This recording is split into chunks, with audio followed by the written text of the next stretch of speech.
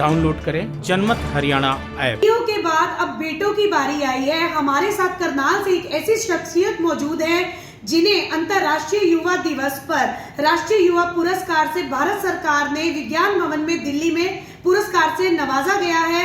नकदी राशि भी मिली है, सिल्वर मेडल भी मिला है और अवार्ड भी मिला है। लाइव तस्वीरें आप देख रहे हैं। बेटियों के नाम रोशन करने के बाद अब बेटे भी पीछे नहीं है। कंपटीशन हो चुका है कि बेटियों का नाम तो रोज लिया जाता है, अब बेटों का नाम भी लिया जाए। तो प्रदीप महला, करनाल का नाम, पूरे हरियाणा का नाम, जिन्होंने अंतर्राष्ट्रीय स्तर पर रोशन किया है। मेरे साथ प्रदीप जी मौजूद हैं। बहुत बहुत स्वागत है सर आपका। धन्यवाद मैम। सर, क्या कुछ कहना चाहेंगे? कैसे स्ट्रगल रहा, कैसे ये पूरा सफर तय किया कि आप विज्ञान भवन तक पहुंच गए?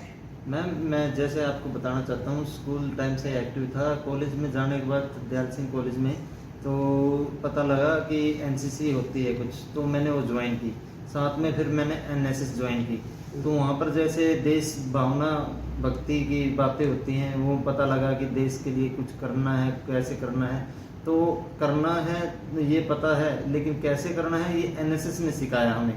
तो एनएसएस के साथ जुड़े, तो एनएसएस के साथ मैंने 3 साल काम किया वहाँ पर। तो वहाँ से जैसे और संस्थाओं के साथ भी जुड़ाव हो गया, आर्य समाज में आने जाने लगे। वहाँ पर जैसे प्रोग्राम होते थे उनमें जाता था। और शहर की जैसे और संस्थाएं थी, एमडीडी बाल भवन हो गया, यहाँ पर नाथ जी हैं, बहुत अच्छा काम कर रहे हैं। काफ़ी और संस्थाएं थी जिनमें हम काम करते थे। वहाँ पर जाके उनकी सेवा भाव था। जैसे मानव सेवा संघ है हमारे करनाल का, वहाँ पर भी हमारा सेवा भाव लगा रहता है कि वहाँ पर हम किस तरह की सेवा कर सकते हैं, कैसे हम काम कर सकते हैं। तो स्टार्टिंग हमारी कॉलेज से हुई है। समाज के क्षेत्र में जैसे मैंने काम किए, तो ब्लड डोनेशन कैंप होते थे, एनसीसी में कैंप होते थे, बाहर जैसे हमारे आर्मी अटैचमेंट कैंप होते थे। और देश में तो कैंप लगाए, विदेशों में भी काफ़ी जगह घूमने को मिला कि कैसे अपने यूथ को वहाँ पर रिप्रेजेंट किया जाए। तो सर, ये अवार्ड के लिए नॉमिनेट का मतलब माइंड में कब आया कि इस अवार्ड के लिए आपको अप्लाई करना चाहिए? क्या अवार्ड के लिए कोई एज क्राइटेरिया भी है? यस मैम, इसमें 19 से 29 साल की एज का रहता है कि इस एज के ही लोग अप्लाई कर सकते हैं। ये नेशनल यूथ अवार्ड होता है, तो यूथ को ही ये अवार्ड दिया जाता है। तो एक एज लिमिट भी इसमें 29 साल तक की रखी गई है। हरियाणा से आपके अलावा और भी कोई है? और पूरे देश की अगर बात करें तो 10 लोग नॉमिनेट किए गए थे इस अवार्ड के लिए। हाँ जी, इस के लिए 10 लोगों को नॉमिनेट किया गया था, क्योंकि ये पूरे देश से ही छटनी होकर ही 10 व्यक्तियों को दिया गया की बार।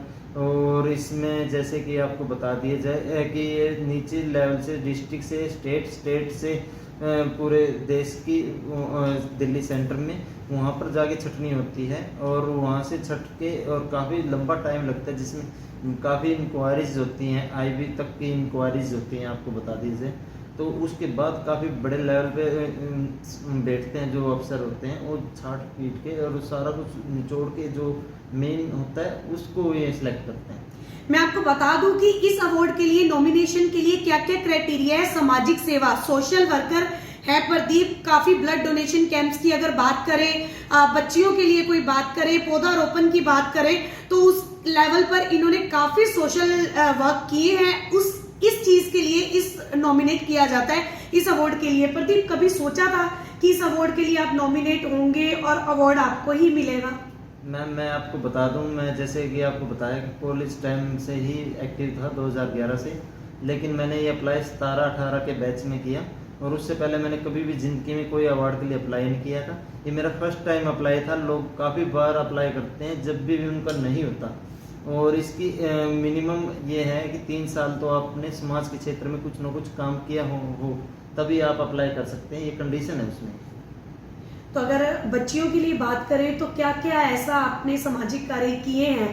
पौधारोपण आपका बहुत अच्छा, आपने एक स्टेप लिया है। पौधा लगाकर लोग भूल जाते हैं, लेकिन आप लोगों का एक अलग क्राइटेरिया रहा है पौधारोपण को, हमारी जनता को वो भी बता दीजिए। हमारा पौधारोपण को लेके एक अलग नज़रिया इसलिए रहा है कि हम कहीं पे भी पौधा लगाते हैं तो हमारे पास कॉल आता है पहले कि हमारे यहाँ पर पौधा लगा दीजिए।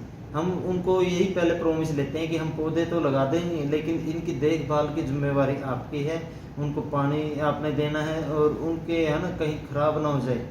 अगर खराब भी हो जाए तो उस जगह पे दोबारा से नया पौधा लगाया जाए, ताकि वो अच्छे से चल पाए। कई बार होता है मैम, पौधा नहीं चल पाता कोई, उस जगह के हिसाब से।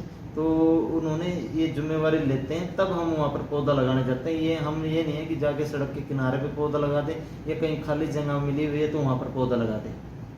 एक हमारा यूथ है जो नशे की तरफ बढ़ रहा है, एक हमारा यूथ है जो हमारे देश को रिप्रेजेंट कर रहा है। बेटियां तो रिप्रेजेंट कर ही रही थी, अब बेटे भी पीछे नहीं है, तो काफी मोटिवेट हो रहे होंगे। अब आप नेक्स्ट प्लानिंग अगर मैं आपकी बोलूं तो इससे आपको काफी मोटिवेशन मिलेगा, तो नेक्स्ट क्या फ्यूचर प्लान्स हैं? मैं आपको बताना चाहता हूँ, ये सिर्फ ये नहीं है कि ये मिल गया और हमारा काम खत्म। ये तो एक बस शुरुआत है, आगे बहुत कुछ करना है हमें। नशे के खिलाफ है, जैसे हमारे पूरे प्रदेश में नेशनल सोशल ऑर्गेनाइजेशन का मैं नेशनल कोऑर्डिनेटर हूँ, तो हमारा पूरे प्रदेश में 14 से 15 जिलों में संस्था का रन कर रही है अभी, और राजस्थान में कर रही है, यूपी के कुछ जिलों में काम कर रहे हैं हम। तो जैसे कि बॉर्डर से लगता हुआ है ये सिरसा जिला है, फतेहाबाद है, वहाँ नशे के खिलाफ भी हम सेमिनार कर रहे हैं। अभी पीछे हमने गरोंडा भी एक सेमिनार किया था नशे के खिलाफ। तो नशे के खिलाफ भी और स्पोर्ट्स को लेके भी हम आगे काम कर रहे हैं, जिसमें स्पोर्ट्स भी इवेंट कराते हैं। जैसे हमारे पुराने गेम्स हैं, खो खो होगी, जो लड़कियों की कुश्ती होगी, अपने हॉकी से रिलेटेड हो गए गेम, जो मतलब यूथ आ नहीं रहा उन गेमों में, जो हम भूल चुके हैं, उन गेमों को भी हम प्रमोट करने जा रहे हैं आगे। तो अगर नशे के लिए बात करें तो उसके लिए क्या स्टेप उठा रही है? आप एनएसओ से जुड़े हुए हैं? हाँ जी मैम, मैं जो एनएसओ का गठन हमने किया था पिछले साल 21 सितंबर 2020 को किया था। अभी साल भी नहीं हुआ, और हमारे साथ पूरे प्रदेश से और देश से काफ़ी युवा साथी, जो कि 2000 से ऊपर संख्या है, जिनके हमारे पास ऑफिशियल फॉर्म है, उनके आईडी के साथ जमा करते हैं और उनकी सहमति के साथ कि आप हमारे साथ जुड़ के ये काम करोगे तो ठीक है। और हम उनसे भी एक शपथ लेते हैं कि आप भी नशे के खिलाफ बात करोगे, नशा नहीं करोगे, कुछ ऐसे काम नहीं करोगे जो समाज हित में ना हो। तो क्या आपकी पूरी टीम की अगर मैं बात करूं तो ये नेशनल लेवल पे काम करती है या इंटरनेशनल लेवल पे भी करते हैं? मैम हमारी इंटरनेशनल टीम है पूरी, इसमें हमने इंटरनेशनल ग्रुप भी बनाया हुआ है। एक लाइफ लाइन के नाम से ग्रुप बनाया हुआ है, एक हमने ब्लड लाइन के नाम से ग्रुप बनाया हुआ है। जो ब्लड लाइन है, हमने कोरोना काल में काफ़ी ब्लड की कमी थी, प्लाज्मा की कमी थी, ऑक्सीजन सिलेंडर की, तो उस ग्रुप में ऐसे ऐसे साथी हमने जोड़ रखे हैं जो हमारे पूरे हरियाणा नॉर्थ इंडिया को कवर करते हैं। और इंटरनेशनल ग्रुप इसलिए बनाया हुआ है जो कि हमारे पूरे संसार में भारतीय साथी हैं और वो हमसे जुड़ सकें। तो हमने अपनी वेबसाइट पे भी ये डाल रखा है लिंक, है कि आप हमसे कहीं से भी किसी भी तरीके से जुड़ सकते हैं। मैम संस्था कभी भी एक व्यक्ति से नहीं चलती, बिल्कुल। तो कोई समय देगा, कोई साथी देगा, कोई पैसे भी देगा, हर चीज़ एक दूसरे को कनेक्ट करती है, तब वो संस्था चलती है। आपको ये अवार्ड के लिए नॉमिनेट होना है, लेकिन इस अवार्ड तक पहुंचने के लिए भी सामाजिक कार्यों में इंटरेस्ट कैसे आया कि आपकी एज में बच्चे जो हैं कोई किस तरफ जा रहा है, कोई पार्टीज की तरफ जा रहा है, बट एक आपने बहुत हट के चुना है सामाजिक कार्यों में, ब्लड डोनेशन कैंप्स लगाने हैं, पौधारोपण में जाना है। बहुत कम युवा हैं जो इस तरफ सोचते हैं, तो कैसे ध्यान गया? मैं आपको एक बात बताना चाहता हूँ मैम, हमारा हरियाणा खेल खिलाड़ियों के लिए जाना जाता है, फौजियों के लिए जाना जाता है, लेकिन समाज के क्षेत्र में नहीं जाना जाता था पहले। तो जैसे कि और जैसे महाराष्ट्र में है संस्थाएं बहुत हैं, दिल्ली में बहुत ज़्यादा संस्थाएं काम करती हैं समाज के क्षेत्र में। तो मेरा ये था कि मैं एनसीसी कैडेट था, मैंने आर्मी की लाइफ देखी हुई है, एनएसएस में था तो एनएसएस की लाइफ में भी देखा है कि जो कैंप लगते थे कि ये इसमें क्या फ़र्क है और उसमें क्या फ़र्क है। तो मेरे को मज़ा बहुत आता था आर्मी में, लेकिन है ना ये होता है कि आर्मी में तो सारे देश जाता ही है, इस समाज के क्षेत्र में क्यों नहीं आता। तो मेरा मन हुआ कि क्यों ना हम इस समाज के क्षेत्र को भी चुने और इसमें भी जाए, क्योंकि खिलाड़ी हमारे बहुत हैं। बिल्कुल, समाज के कार्यकर्ता बहुत मुश्किल से होते हैं, और मेरा मानना है जो समाज क्षेत्र में काम करता है वो भी एक सिपाही से कम नहीं है। बिल्कुल। और उसका जैसे कि कोरोना काल में हमारे बड़े भाई मनोज गौतम जी थे, उनसे बहुत कुछ सीखने को मिला, और उनका कोरोना काल के दौरान देहांत हो गया, बड़े दुख की बात थी। और एक व्यक्ति नहीं गए, वो एक समाज के योद्धा थे जो समाज से लड़ने के लिए और जो बुराइयों से लड़ने के लिए, और अच्छे कवि भी थे, और वो बहुत संघर्षशील व्यक्ति थे जिनसे हमने बहुत कुछ सीखा। और उन्हीं की प्रेरणा थी, कुछ हमें कुछ ज्ञान देते थे कि छोटे भाई ऐसा कर ले, ऐसा कर ले, तो बहुत कुछ सीखने को मिला। ऐसी शख्सियत का जाना हमारे लिए ये नहीं है कि हमारे लिए पर्सनल दुख है, हमारा पर्सनल तो है ही है, एक समाज के लिए बड़ी सती थी। हरियाणा के लिए बड़ी गौरव की बात है कि आप मेडल, हरियाणा को बेटा मेडल लेकर आया है, अवार्ड मिला है आपको, प्रदेशाध्यक्ष भी आपसे मिले हैं ओपी धनखड़ जी, क्या कुछ कहना था उनका? और फैमिली के बारे में बताइए, जब आपका नाम सिलेक्ट हुआ तो पेरेंट्स की कैसे, क्या व्यूज थे उनके? आपको बता देते हैं, धनखड़ जी ने एक दिन पहले ट्वीट किया था और अपने फेसबुक पेज पे भी अपलोड की थी मेरी फोटो, जो अनुराग जी के साथ मैं अवार्ड ले रहा था, ये थी।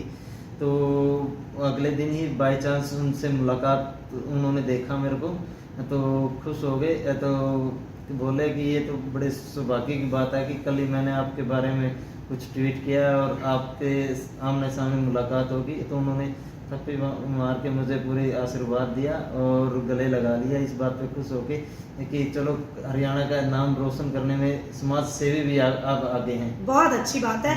कुछ अपने ही युवा साथियों को कोई मैसेज देना चाहेंगे कि आपने इतनी छोटी उम्र में एक मुकाम हासिल किया, आगे के बहुत अच्छे फ्यूचर प्लान्स हैं, तो वो भी आपके साथ आपके ही नक्शे कदम पे चलते हुए नशे से मुक्त होकर कुछ एक समाज के लिए करें?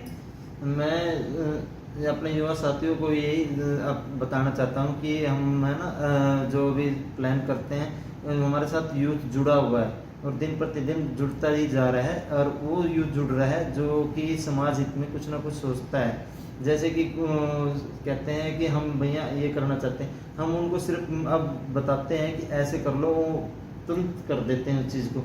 और काफ़ी साथी हैं हमारे साथ जो जुड़ने के बाद कहीं ना कहीं गलत संगत में थे, उन संगतों को भी छोड़ देते हैं, क्योंकि उनको हमें एक पॉजिटिव एक मोटिवेशन भी मिलता है और एक एकजुटता मिल जाती है, एकजुटता भी, और एक अलग ही एनवायरनमेंट उनको दे देते हैं कि ऐसा भी कुछ कर सकते हो आप।